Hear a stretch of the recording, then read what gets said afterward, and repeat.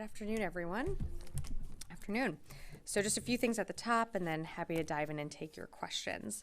This morning, Secretary Austin departed for Hawaii as the United States continues to deliver on our shared regional vision for a free and open Indo-Pacific, working together with our partners and allies in the region. Secretary Austin will preside over the U.S. Indo-Pacific change of command between Admiral John Aquilino and Admiral Sam Paparo. I will leave the full accolades to Secretary Austin tomorrow that he will deliver in his remarks, but the department is very grateful to Admiral Aquilino for his decades of service to the U.S. Navy and to the United States. Also in Hawaii, Secretary Austin will meet bilaterally with Australian Deputy Prime Minister and Minister for Defense Marles and Japanese Minister of Defense Kiyahara. The three leaders will also convene together for a trilateral defense ministerial meeting. And finally, Philippines Secretary of National Defense Teodoro will join for the second ever multilateral meeting of defense ministers from Australia, Japan, the Philippines, and the United States. Each meeting will cover a range of important topics on deepening defense and security ties among our nations. And of course, Secretary Austin will meet with service members supporting the Indo-Pacific Theater. We will have more on all of these meetings in the days ahead. Switching theaters. This year marks the 20th anniversary of U.S. Africa Command's premier and largest annual exercise, African Lion. 27 nations alongside NATO will contribute more than 8,000 personnel to participate in African Lion 2024, which takes place in Ghana, Morocco, Senegal, and Tunisia from April 29th through May 31st. African Lion provides an opportunity to conduct realistic, dynamic, and collaborative readiness training in austere environments.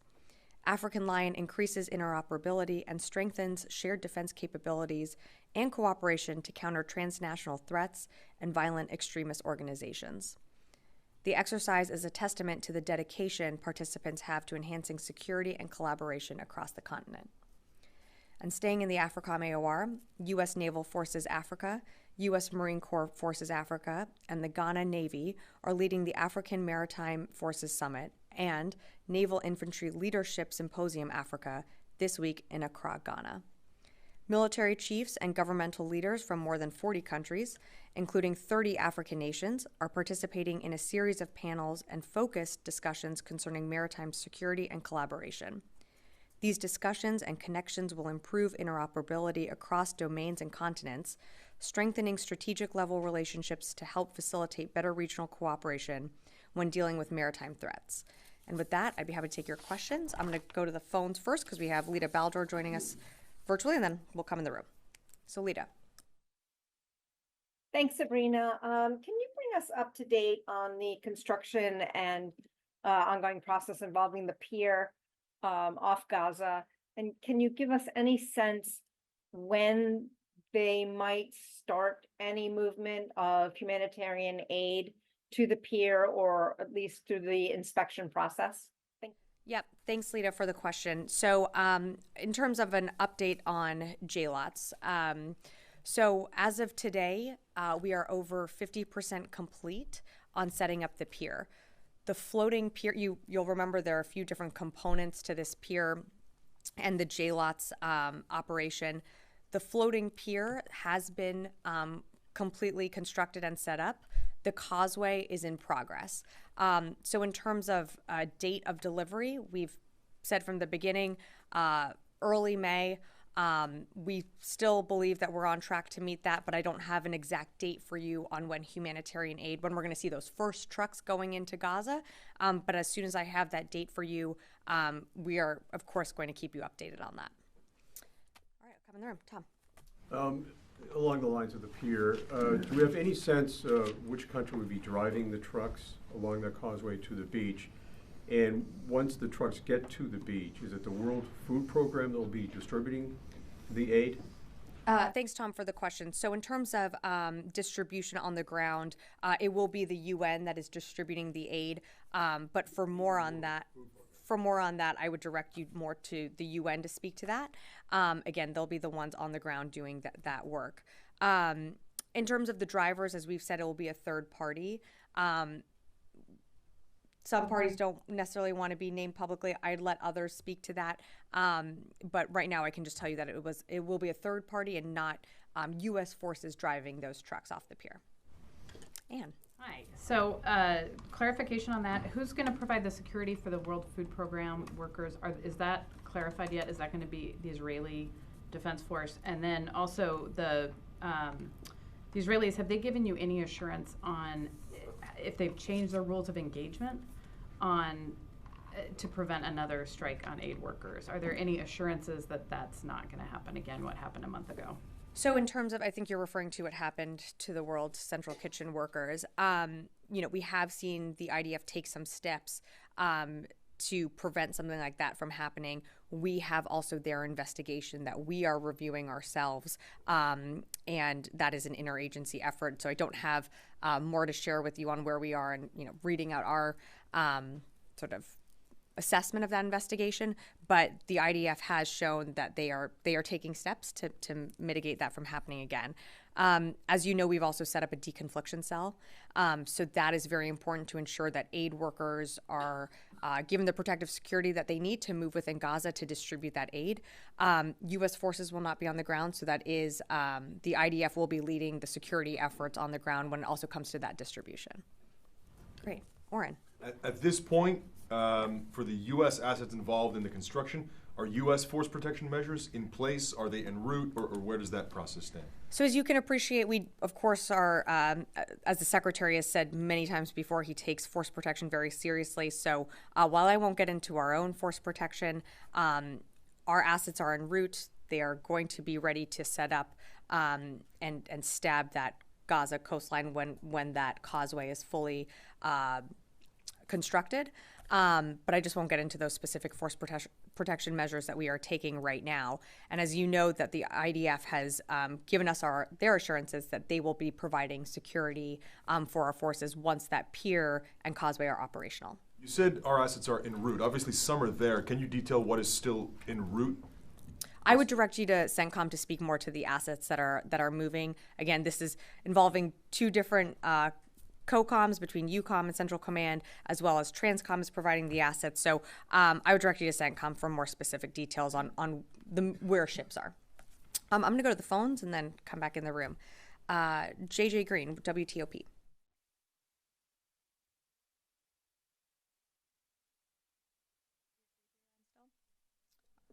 Okay. If not, Dan Lamoth, Washington Post. Hi, Sabrina. Thanks for your time. Sorry about that. I'll Did I come miss back my? to you. We'll go to JJ first. That's fine. I'm sorry. Russia is trying to take advantage of the gap between approval of the weapons package that's intended for Ukraine and the actual delivery of these weapons. We've seen a number of different attacks in places that are very vulnerable right now. And we've also heard from the Ukrainian military that they know that these weapons are going to make a difference, and Russia knows it. So can you give us an update on the delivery of weapons and items that this package would make it available for them? Thanks, JJ, for the question.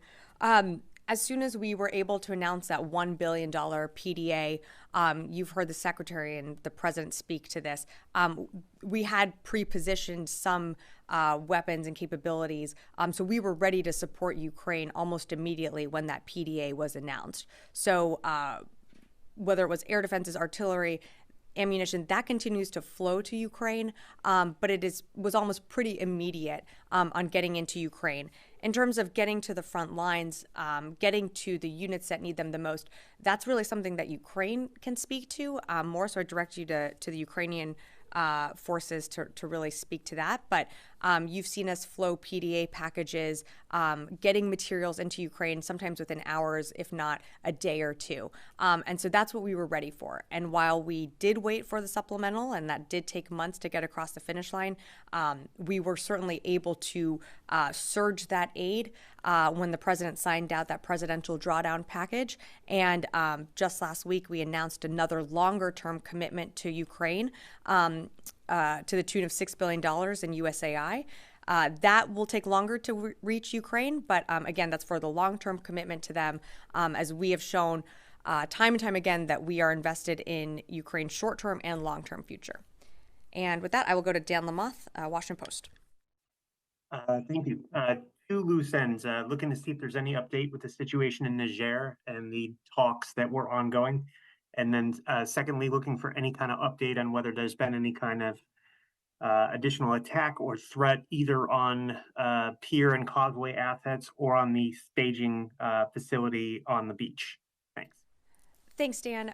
In terms of any additional attacks, I'm not tracking any at this moment. I would direct you to the IDF to speak to that in terms of within the vicinity of where the pier will be set up. But at this time, I'm just not tracking anything additional. In terms of Niger, sort of in the same place that we were last week, the State Department, a representative from U.S. AFRICOM, did hold meetings. We are waiting to send another delegation to Niger. That delegation has not left, but they should be scheduled hopefully to leave this week, and that will be to continue to have those conversations about withdrawing U.S. forces. But no major updates right now. When there are updates, of course, we will provide those. Yeah, Janie. Thank you, Sabrina. The Defense Secretary Austin said at the congressional hearing that North Korea has gained confidence due to its close relationship with Russian President Putin and is concerned about its solidarity with China, Russia, and Iran. What measures will the United States take to prevent military cooperation from these countries? Yeah, Janie, I don't have much more to add to what the Secretary said in front of Congress yesterday. I think he spoke quite well to this, is that we are concerned. We're certainly concerned about the deepening relationship that the DPRK and Russia have, that together with Iran, that is fueling Russia on the battlefield in Ukraine as they continue to wage this illegal war and kill many innocent Ukrainian civilians. So in terms of what we are doing as the United States, we continue to monitor. The Department of Defense, of course, you've seen us strengthen our own relationships with the ROC within the region. We continue to arm Ukraine with the weapons it needs on the battlefield. And then across the interagency, you've seen from the Treasury Department announcing more sanctions on whether it be Russia, DPRK, and others. So we certainly take this seriously, and we're continuing to monitor as a department. Do you have any information about Russia recruiting North Korean mercenaries for war with Ukraine? I don't have any information on that. I haven't seen any reports on that. But that being said, we certainly know that the DPRK is willing to support Russia in its fight against Ukraine. And that is one country supporting Russia along with Iran. You have over 50 countries and partners supporting Ukraine in its fight. And that's, what you saw last week with the Ukraine Defense Contact Group. The Secretary announced additional commitments there. And so while we see the DPRK supporting Russia's efforts, the United States is always proud to stand tall with Ukraine. Thank you. Yeah. Thank you, Sabrina. So yesterday, Chinese Coast Guard have fired water cannon at 2 Philippine vessels, and which is elaborating tension in South China Sea. And tomorrow, Secretary Austin will meet Japan and the Philippine Defense Minister in Hawaii to strengthen commitment to the region. But what does the Pentagon expect Japan to do to maintain security in this region? Well, look, I'm not going to speak on behalf of the Japanese government. I would refer you to them to speak to any actions that they're taking. What you're seeing, though, tomorrow with the secretaries meeting between the Philippines, Australia, Japan, it's a second meeting of this type that's being held. So what you're seeing is a deepening of cooperation and security ties, and that's incredibly important in the region. In terms to what you're referring to, I mean, we have and will continue to be clear with Beijing that these actions by the PRC put Filipino crews in danger. They've caused injuries, they've caused damage, they're complete disregard and violation of international law. And so we stand firm with our with the Philippines and our commitment to the Mutual Defense Treaty. And we really are doing historic work with Manila. We're supporting their military modernization. We're coordinating at every level of government. And so that's something that you're going to see with Secretary Austin tomorrow. Yet again, another conversation building on the relationship from the past, over the last 4 years. Great. I'm going to go to the phones here. We have a few more here. Jeff Shogel, Task and Purpose. Thank you. Mali claims that it has killed Abu Huzaifa, an ISIS leader who played a role in the October 27 Niger ambush.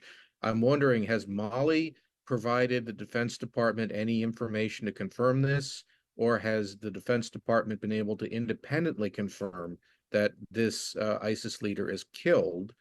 And do you have any information about what exactly the role he played in the ambush? Thank you.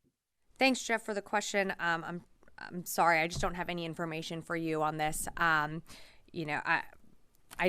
seen some of the reports, but I just don't have anything to provide on this at this time. Sam Legrone, USNI. Hey, Sabrina. Over the last week or so, we're seeing pretty much daily attacks from the Houthis expanding as far out as the Indian Ocean. In particular, the suspected attack on MSC Orion looks like it's pretty far away from kind of the traditional Red Sea areas of attack. Are y'all looking to sort of expand the scope of Prosperity Guardian or any of the other sort of deterrent patrols or protection patrols beyond kind of the Red Sea and Gulf of Aden and get into the Indian Ocean? Thanks. Yeah, thanks, Sam, for the question. So I've seen the reports on an attack in the Indian Ocean. I just can't confirm those. As of right now, Operation Prosperity Guardian is focused on the Red Sea, the Gulf of Aden, the BAM, and working very effectively and efficiently with over 20 different countries. So right now, the mission remains the same. Should the mission change, of course, we would update you on that. But since you gave me the opportunity, I will take it that the Houthis continue to endanger commercial shipping that goes through that region, continue to put at risk U.S. forces, other countries' forces in the region who want to see commerce continue to flow in a very crucial area in the Middle East. And so our teams in the CENTCOM area of responsibility continue to work around the clock, defending commercial shipping, protecting our forces, and I'll just leave it at that. Yeah, come back in the room. Okay, great. Short briefing today. Thanks, everyone.